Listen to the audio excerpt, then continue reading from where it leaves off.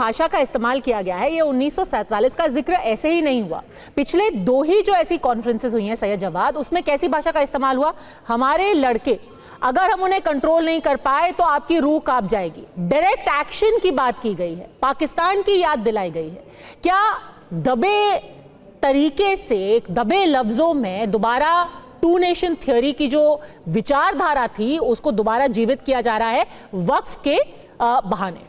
जी पद्मा जी, बहुत बहुत धन्यवाद आपको और आपके सभी दर्शकों को मेरा जय हिंद, जय संविधान। मैं इंतजार ही कर रहा था कि कब इलेक्शन से पहले जीना का जिन जो है वो खबर फाड़ करके बाहर निकलेगा और लगातार इस चुनाव के अंदर ध्रुवीकरण की राजनीति है। वो तो अदीब साहब ने उस जिन को निकाला ना। सुन तो लीजिए, अब जिसने वो पॉलिटिकल लोग हैं, अब उनकी मैं बात आगे पॉलिटिकल लोग क्या है? सुन तो लीजिए, जिना प्रेम को मैं अभी बता रहा हूँ। अरे तो उनको ये प्रेम का इजहार करने की क्या जरूरत थी भाई मंच से? अभी जिना प्रेमी को भी मैं एक्सपोज कर देता हूं, पाकिस्तान प्रेम को भी कर देता हूं और पाकिस्तान और जिना प्रेमियों को भी एक्सपोज कर दे रहा हूं। चुनाव होते हैं, औरंगजेब निकल आएगा, जिना निकल आएंगे, बाबर निकल आएंगे, हिंदू मुसलमान निकल जाएगा। यही पॉलिटिकल अरे सर, ये जो सारी कॉन्फ्रेंसेस हो रही हैं, ये कौन ऑर्गेनाइज कर रहा है? मैं आ रहा हूं। जयपुर में कॉन्फ्रेंस किसने ऑर्गेनाइज की? मैं अभी दिल्ली के मंच पे कौन कौन मौजूद थे? मैं अभी मंचों पे बता दे रहा हूँ, सारे मंचों को बताऊंगा। और मंच के ऊपर जो कौन थे? इमरान प्रतापगढ़ी थे, राज्यसभा सांसद है कांग्रेस के। इमरान मसूद सांसद है कांग्रेस पार्टी के। रामपुर से समाजवादी पार्टी के सांसद वहां पर मौजूद, मुल्ला नदवी साहब भी मौजूद थे। तमाम लोग थे, मुझे मैंने सुनी हुई है। तो फिर जिन्ना का जिन किसने निकाला? मैं अभी बताता हूँ जिना का जिन कैसे निकलता, चुनाव से पहले निकलता, वो हर बार निकलता। अब जिना प्रेम बता दे रहा हूँ, जिना की मजार पे इस मुद्दे पे बात कीजिए ना। वही बता रहा हूं। फिर से आडवाणी जी पे पहुंच जाएंगे। आप इस मुद्दे पे बात कीजिए ना। ये नेहरू पे पहुंचेंगे, इंदिरा गांधी पे पहुंचेंगे, तो मैं उनको नेहरू पे नहीं जाने दूंगी और आपको मैं औरंगजेब पे नहीं जाने दूंगी। आप बताइए कि आज के दिन 2024 में हम 1947 और लाहौर और लखनऊ की बात क्यों कर रहे हैं, और वो भी उस मुद्दे को लेकर जिसका ना लाहौर से कुछ लेना देना है ना लखनऊ से। सुन तो लीजिए, वो इसलिए है भारत के मुसलमानों ने जिना की बनाई हुई 2 नेशन थ्योरी को अपने जूते की नोक पे रखा।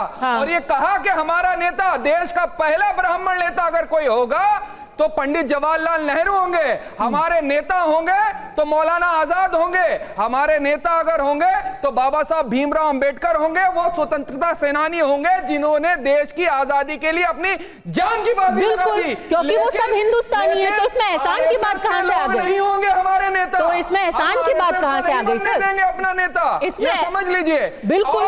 और जिना के साथ गठबंधन करके सरकार चलाने वाले यही मानसिकता के लोग थे। पढ़ लीजिए, जिना की मजार पर जाते, अभी मैंने आडवाणी साहब का जिक्र करा तो तकलीफ होने लगी, यही लोग जाते बगैर क्लियरेंस लिए पाकिस्तान जाते हैं, नवाज शरीफ के लिए सैयद जवाद लेकर के जाते हैं, हाँ। उनकी बेटी की शादी में। सैयद जवाद, ये बताइए, आपने जो बातें कही, मोहब्बत करते हैं, ये किसी कांग्रेस नेता ने नहीं करा। हाँ। और कांग्रेस ने पाकिस्तान को हमेशा मुंह तोड़ जवाब दिया है। ठीक है, पर उसके 2 हिस्से तो इसमें एहसान की क्या बात है? दिया, और एक जो पूर्वी पाकिस्तान, पश्चिमी पाकिस्तान का, उसके तो इसमें एहसान की क्या बात है?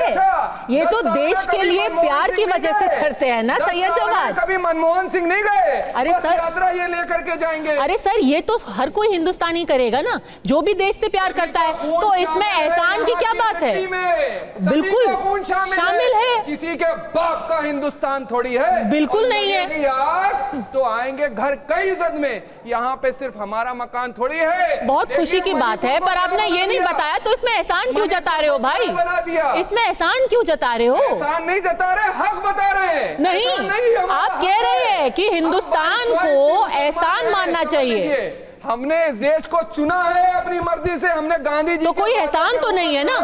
आपको देश से मोहब्बत थी, देश से मोहब्बत थी, बिल्कुल हक है हमारा, और हमारा हक कोई छीन नहीं सकता। ठीक है, ये जो नफरती लोग हमारा हक छीनना चाह रहे हैं, ठीक है, आप समझ लीजिए, सड़क से लेकर के संसद तक, जब सड़कें सूनी हो जाती हैं, ठीक है, तो संसद आवारा हो जाती है। अच्छा ठीक है सर, आप राम मनोहर लोहिया जी ने उस वक्त कह दिया था। बहुत खुशी की बात है, आप भाषण क्यों दे रहे हैं? पर मैं छोटी सी एक बात आपको बता दूं। अपनी जी, दिलचस्प बात ये भी है, मैं अदीब साहब का एक पुराना इंटरव्यू पढ़ रही थी, 2019 में भी उन्होंने एक इंटरव्यू दिया था, और उन्होंने उस वक्त एक नोट लिखा था। उन्होंने कहा था कि मुसलमानों को 2019 के लोकसभा चुनाव में वोट ही नहीं डालना चाहिए। और फिर उन्होंने कहा था कि अगर भारतीय जनता पार्टी जीत गई इस चुनाव में तो संविधान और विपक्ष इस देश में खत्म हो जाएगा। मतलब 2019 5 साल पहले उन्होंने कहा था कि देश में संविधान और विपक्ष खत्म हो जाएगा, और माशाल्लाह आज का दिन है 2024 में, अभी भी वो एक मंच पे खड़े होकर के भाषण दे रहे हैं और वही बात कह रहे हैं, और वही बात कह रहे हैं। ये तो पद्मजा जी बड़ी साफ सी बात है, आपने सही शब्द पकड़ा भैया। उन्होंने कहा कि हमारा एहसान मानो कि हम हिंदुस्तान में रह गए। ये हिंदुस्तान के लोगों के ऊपर बहुत बड़ा एहसान किया उनका, कि सरकार को एहसान मानना चाहिए कि हम पाकिस्तान नहीं गए, यहीं पर रह गए हम। और जाते तो क्या करते। हैरत की बात यह कि पाकिस्तान जो यहाँ से चले गए थे उनसे पूछो, वो वहाँ रह करके पछता रहे हैं कि हमें 1-1 किलो आटे के लिए लाइन में लगना पड़ रहा है, भूखों मर रहे हैं, बिजली का बिल देना पड़ रहा है। इससे अच्छा तो बहुत अच्छे हैं जो हिंदुस्तान में रह रहे हैं, जो वहाँ पर रह गए थे मुसलमान, उनकी हालत और हमारी हालत में जिन्होंने दूसरे देश में गए उनकी क्या हालत हो गई है, पहली बात।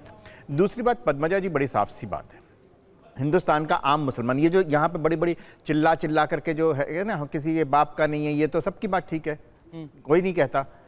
लेकिन एक बात है, जिन्ना के बजाय बाबर की मजार पे कौन गया था? आ गया जिक्र, आ गया बाबर का। आपने जिन्ना कहा था, आ गया जिक्र, आपने जिन्ना कहा था, बाबर, आपने जिन्ना कहा। भाई देखो, मैं बीच में बोलता नहीं, ये तो आपके, मैं किसी के बीच में नहीं बोलता, एक-एक करके सर, एक-एक करके। मैं किसी के बीच में नहीं बोलता। जवाब जी जी जी जी सर बोलिए। अरे जिन्ना तो यहाँ का नागरिक था, गुजराती था, कांग्रेस का मेंबर था, जिसने कहा था मैं वंदे मातरम नहीं गाऊंगा, वो वाला जिन्ना था। लेकिन आप एक बात बताओ कि बाबर ने तो आक्रमण किया था भारत पर, उसकी मजार पे कौन कौन गया ये तो बताओ। जवाहरलाल नेहरू से लेकर राजीव गांधी तक हर एक व्यक्ति गया कि नहीं गया, भारत का प्रधानमंत्री। उस बाबर की मजार पे अफगानिस्तान में जाकर के क्या जरूरत थी, ये मैं कहना चाहता हूं। एक बात बड़ी साफ सी है पद्मजा जी, जिस तरीके से पूरे के पूरे गांवों पर वक्फ बोर्ड अपना, अभी मैंने सुना केरल में कोई कोच्चि में पूरा का पूरा गांव है उनका ये वक्फ का है। बात एक सामान्य सी बात है, जो किसी ने किसी को दान दे दी, ठीक है ना, वक्फ को दान दे दी, उसके कागज अगर हैं, और उस समय की और आज की हालत में, उस समय और आज की हालत में बहुत ज़्यादा फ़र्क है। आज इतना ज़्यादा विकास हो रहा है, इतना ज़्यादा बिल्डिंग्स बन रही हैं, भारत को विकास के लिए बहुत चीज़ों की ज़रूरत है, इंफ्रास्ट्रक्चर की। ऐसे में आप ये बताइए, मेट्रो है वो किसी भी ज़मीन का अधिग्रहण कर सकता है, क्योंकि मेट्रो चलानी है देश की सुविधा के लिए, समाज की सुविधा के लिए, लोगों की सुविधा के लिए। इसलिए आज, और दूसरी बात, वक्फ का फैसला कौन करेगा कि ये जमीन वक्फ की है कि नहीं, खुद वक्फ फैसला करेगा। ट्राइब्यूनल, हाँ। मैं बीच में नहीं, ये कानून है, आप सही बोल देना ना, आप सही बोल देना।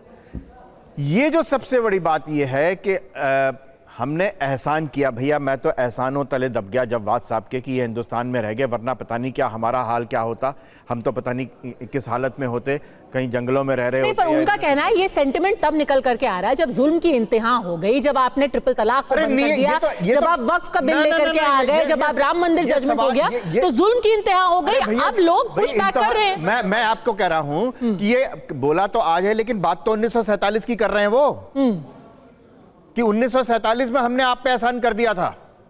बात आज निकली है, लेकिन ये सोच तो 1947 से रहे ना, कि 1947 में हमने हिंदुस्तान पे एहसान कर दिया था जो यहां पर रह गए।